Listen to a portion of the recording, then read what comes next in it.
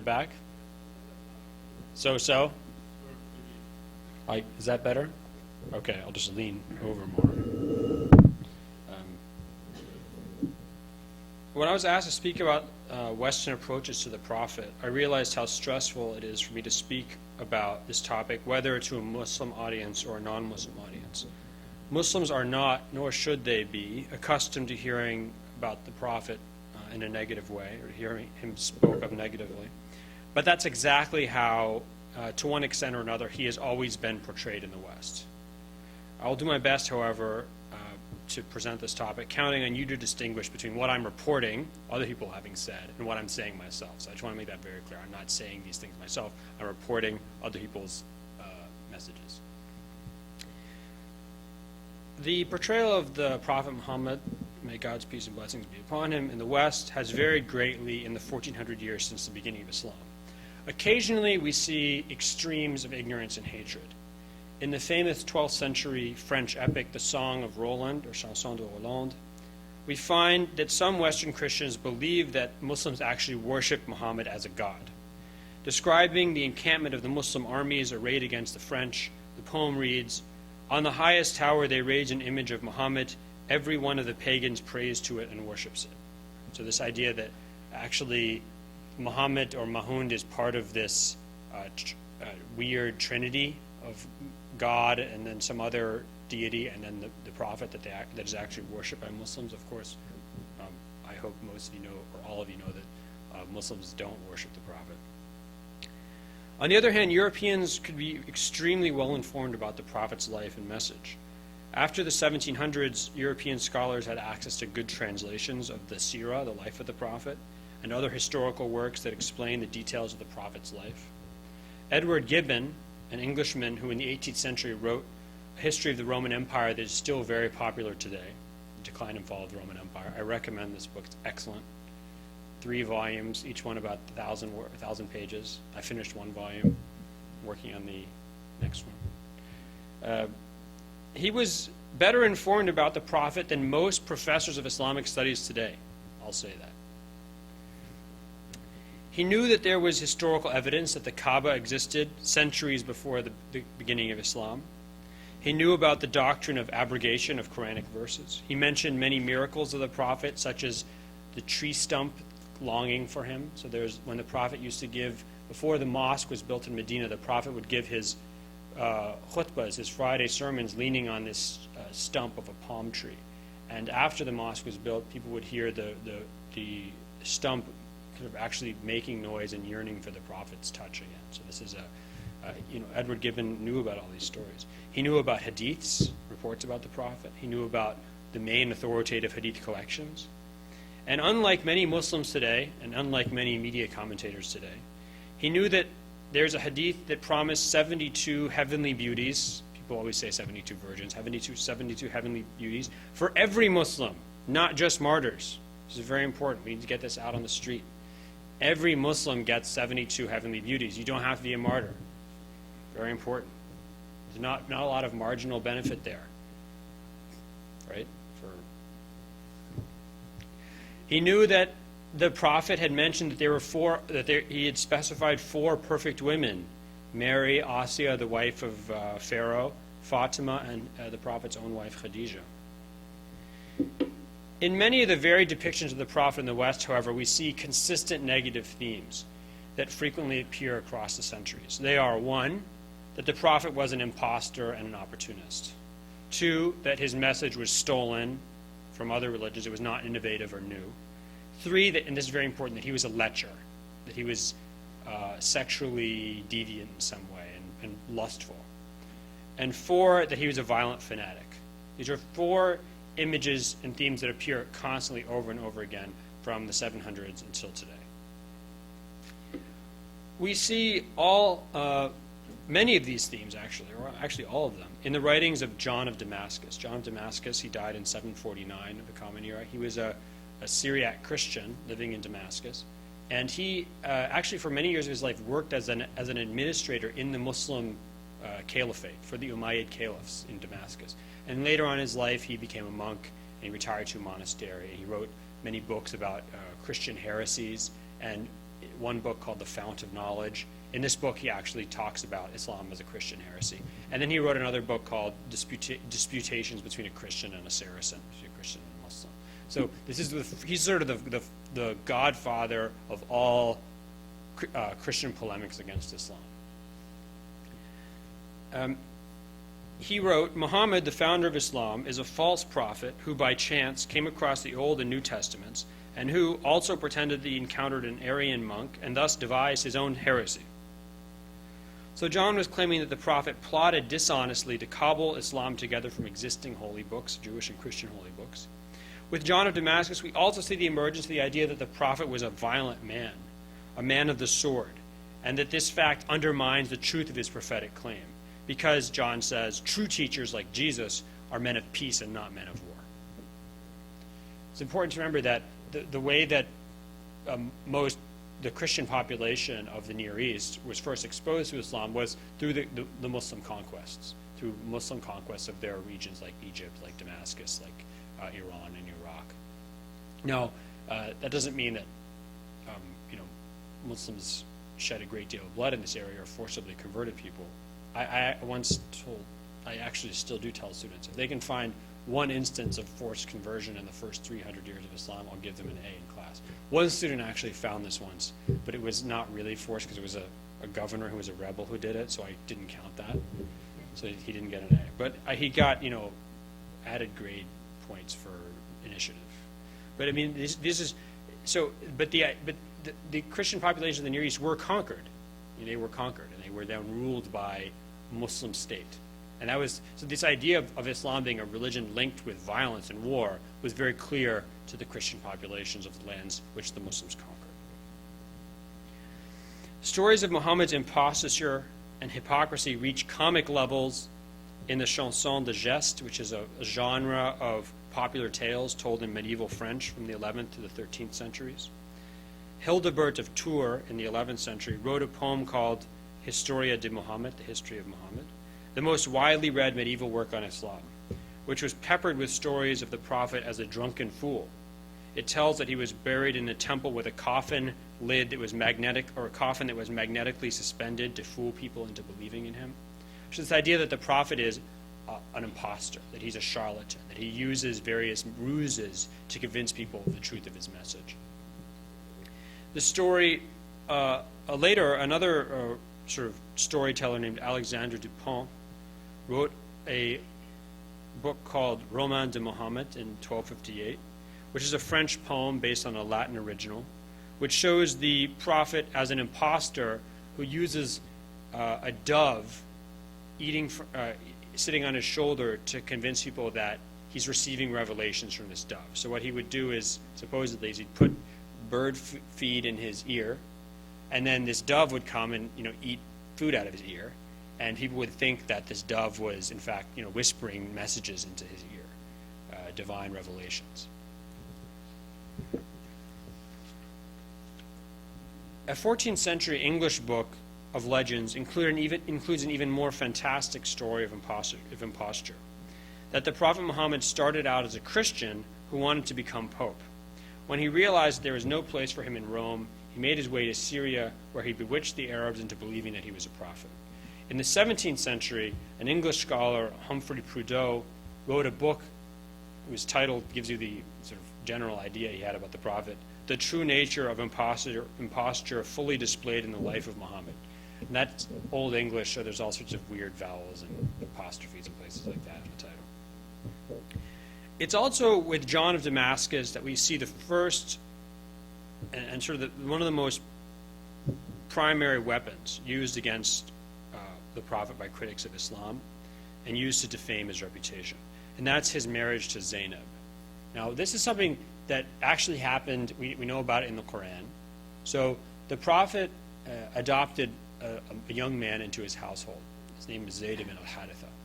Now, let's remember that in Near Eastern tradition, so this goes from Rome to Egypt to ancient Mesopotamia, when you adopt somebody, they literally become your son, your child, as if genetically they were your child.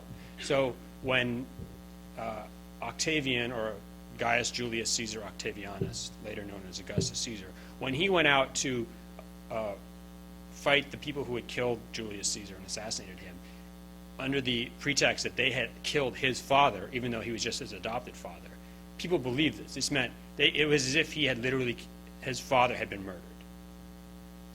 Now, in Arab culture and in Jewish culture, you cannot marry the wife, the widow of your father, or and a son cannot marry. Sorry, a father cannot marry a woman who was previously married to his son. So if you look at Jewish tradition in the ancient Mediterranean, ancient Near East, you look at Arabian culture, this is something it's equivalent to incest.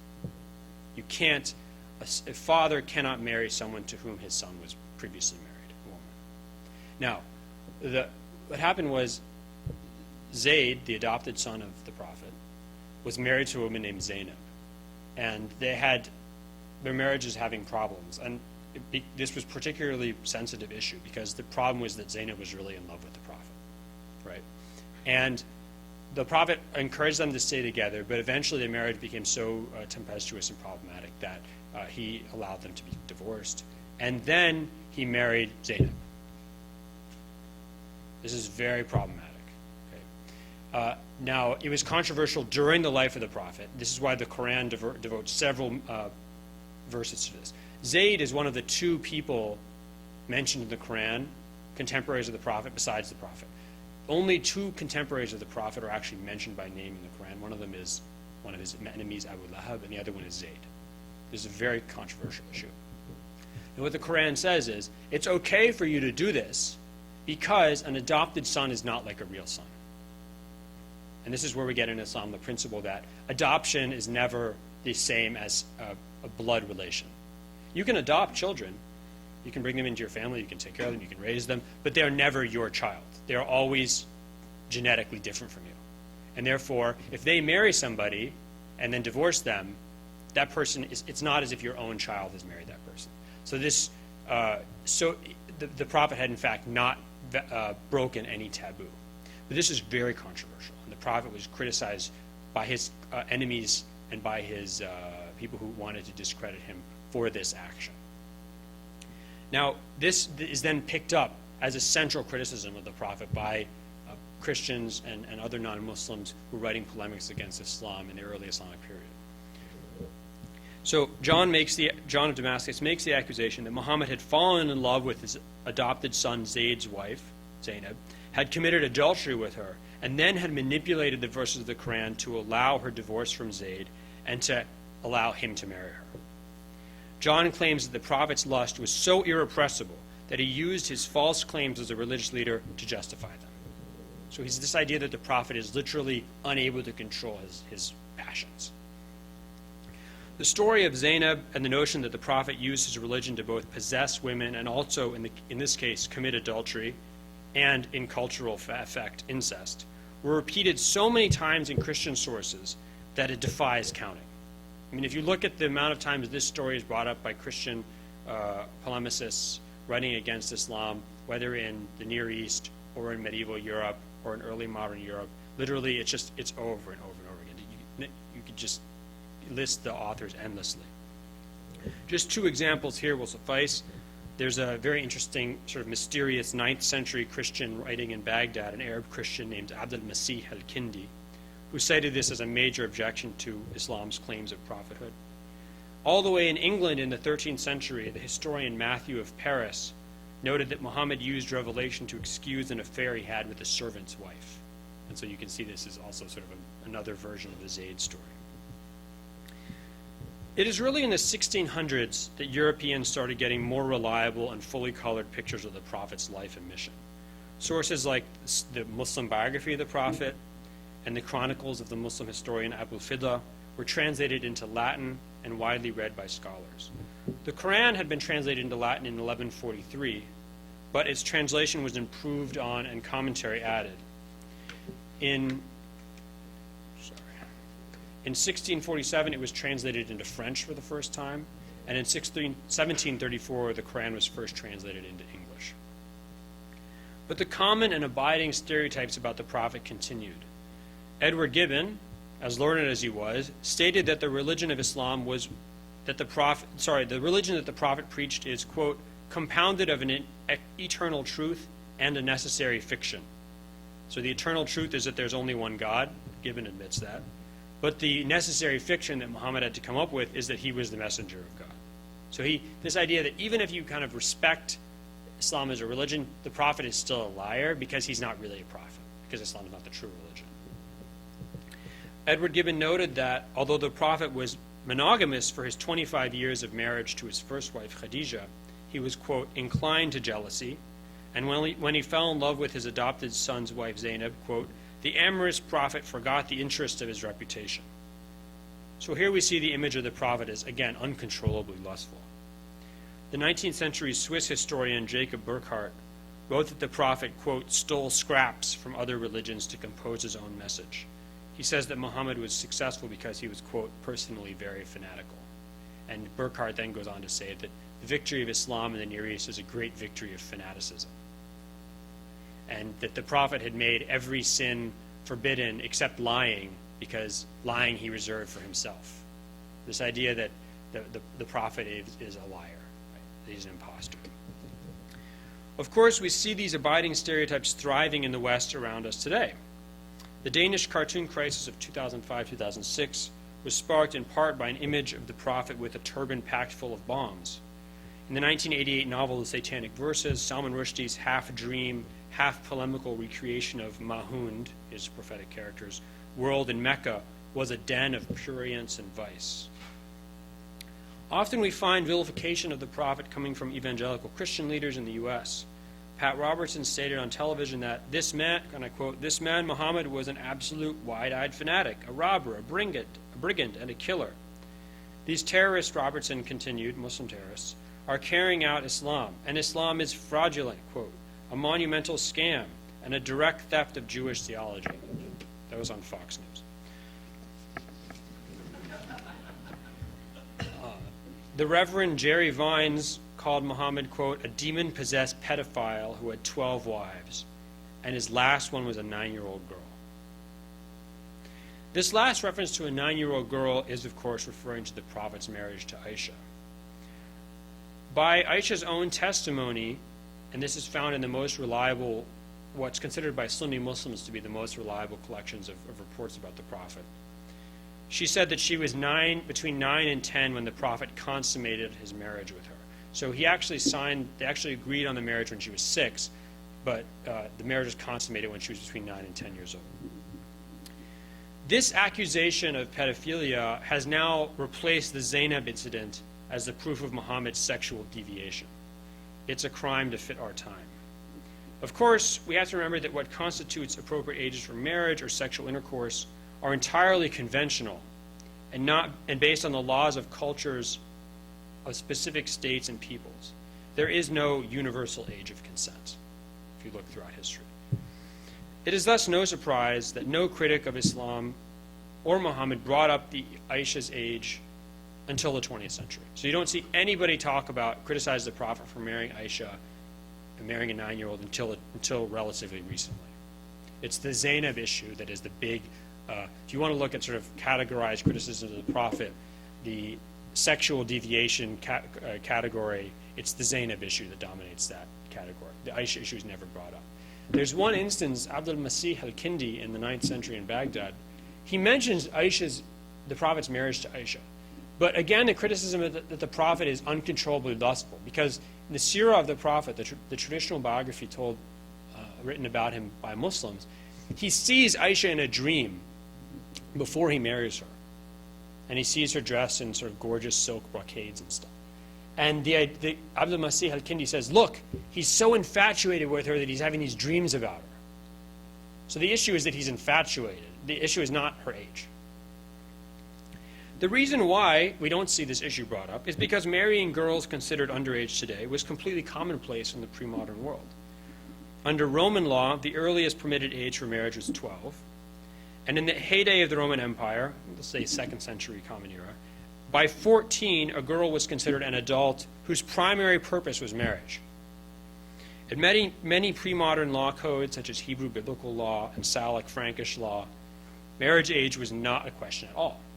it was assumed that when a girl reached puberty and was able to bear children, she was ready for marriage. And if you think about it, this sort of makes sense. I mean, why are we told to wait to get married or wait to have sex or wait to have kids? Well, you have to go to high school and you have to go to college and you have to get a job and you have to have all these things you're supposed to do. Well, these people didn't have any of that to do, right? If you live in the middle of the desert, there's literally nothing to do. I don't know if anyone's ever been into the desert. It's extremely boring. Extremely boring. There's not even anything to look at, okay? There's no medical school. There's no law school. The second you hit puberty and you start having these urges, for all the guys in the audience, you know what that's like, and all the girls in the audience, I assume there's some female equivalent, I'm not sure. But, I mean, the second you start entering this period of your life, if you don't have anything else to do, why not do that stuff? I mean, so I think it's very important to remember that a lot of the ideas we have about appropriateness for the idea of appropriate sexual activity or appropriate age for marriage doesn't really, it's tied to our understanding of what people are supposed to do with their lives. As a result, historically, marriage ages tended to be very young in the pre-modern period. Data from several centuries of imperial Roman history suggests that as many as 8% of women married at 10 or 11.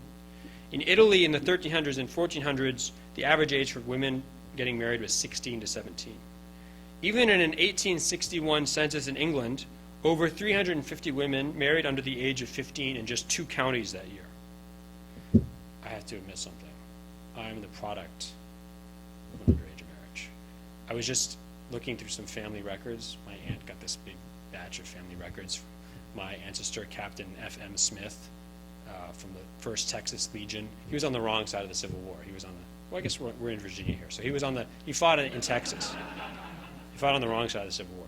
So when he came back from the war, he saw this girl playing in the yard of his friend, and she was 6. He said, I want to marry her. And so he waited till she hit puberty, and then he got married to her.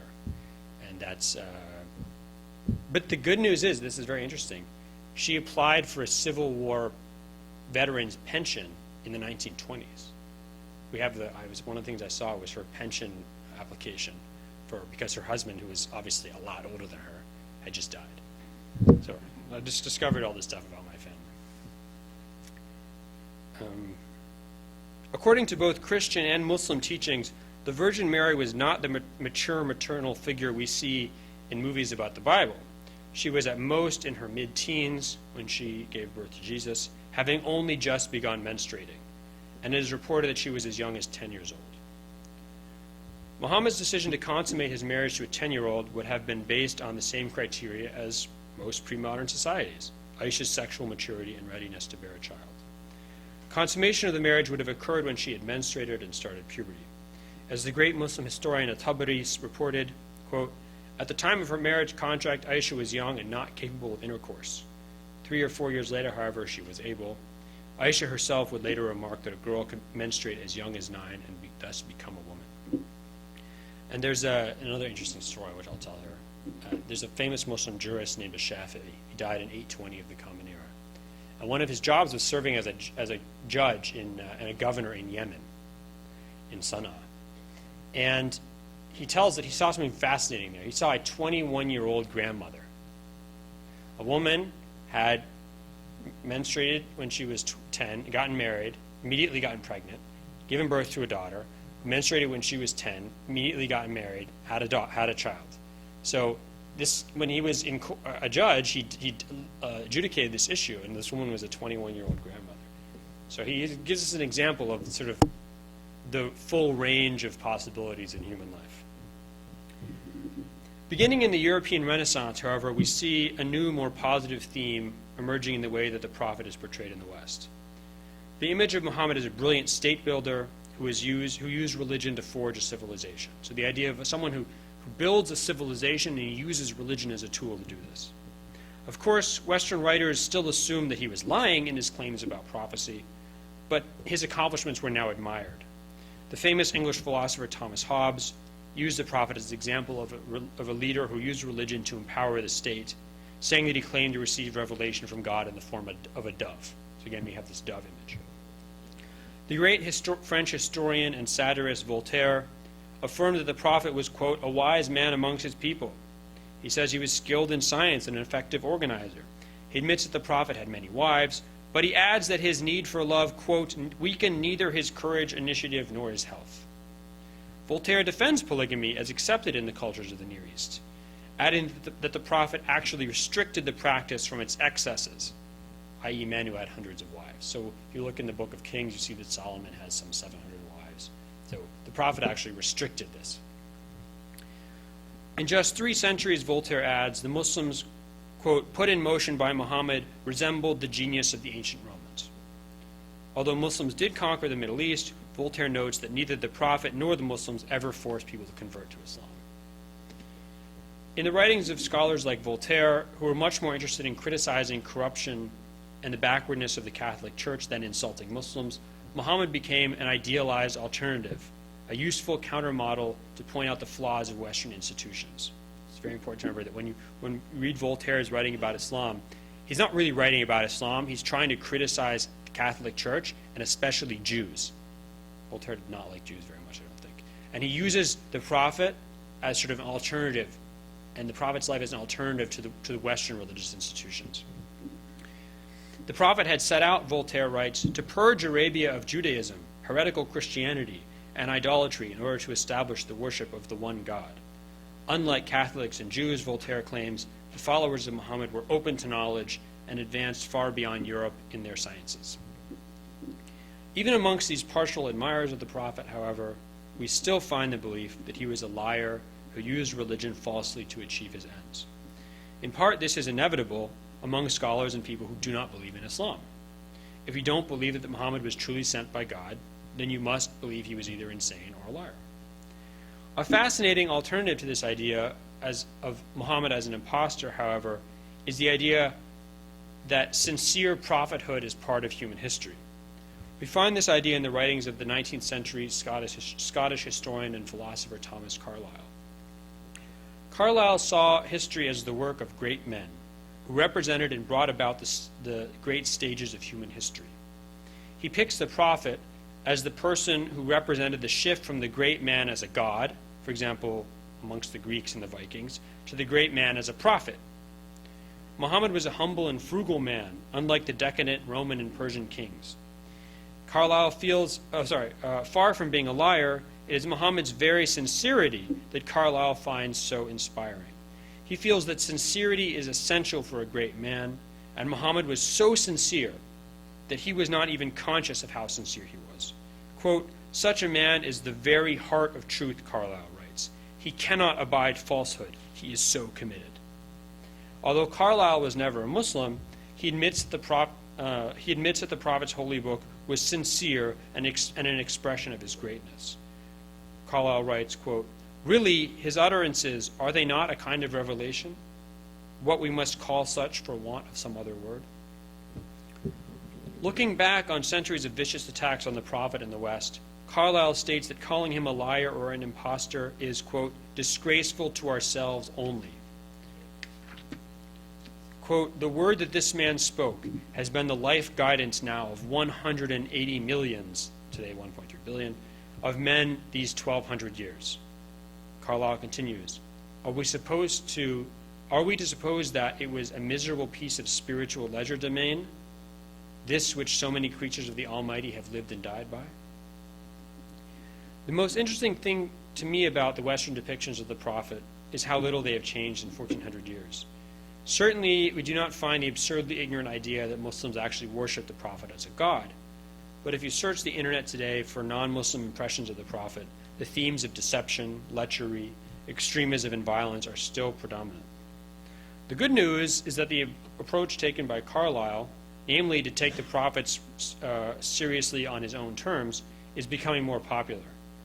This is perhaps due to the decreased role of Christianity in academic discussions. When one is less committed to the exclusive truth of one religion, it is easier to admit that an influential religious leader could have been sincere in his own religion. I hope that from this point on, we will stop holding the Prophet accountable to norms that, although they seem sound and permanent to us today, have not been so in the past and are not so for others today.